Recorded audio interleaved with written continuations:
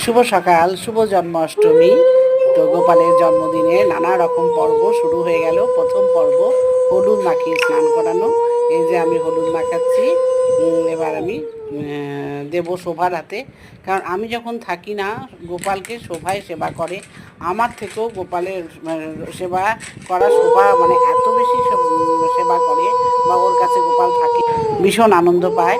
গোপালকে শোভা ভীষণ করে। গোপালের যখন দুধ খাওয়ার ইচ্ছা হয়, পুরো গরুর দুধ শোভা নিয়ে আসে হাতে করে। এই যে আজকেও যেমন ছুটতে ছুটতে শোভা এই দুধ নিয়ে এলো, তারপরে এই পঞ্চামৃত বানিয়ে আমি গোপালকে স্নান করাচ্ছি। তাহলে আমার থেকে গোপালের ওপরে অধিকার কি শোভার কম?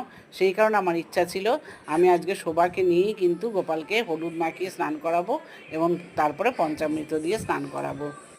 তো এবার শোভাও চান করাচ্ছে। ওম নমো ভগবতে বাসুদেবায় নমঃ, ওম নমো ভগবতে বাসুদেবায় নমঃ, ওম নমো ভগবতে বাসুদেবায় নমঃ। সাথে আমরা উ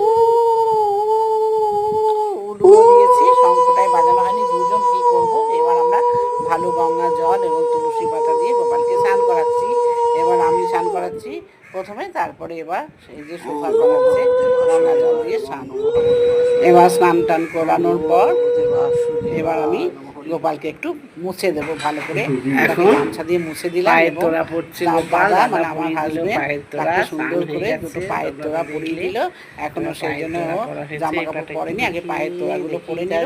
আস্তে আস্তে পর্ব করে গোপাল এবার সামনে আসবে, আমাকে যেন শক্তি দেয়, আমি যেন সবকিছু আজকে ভালো মতো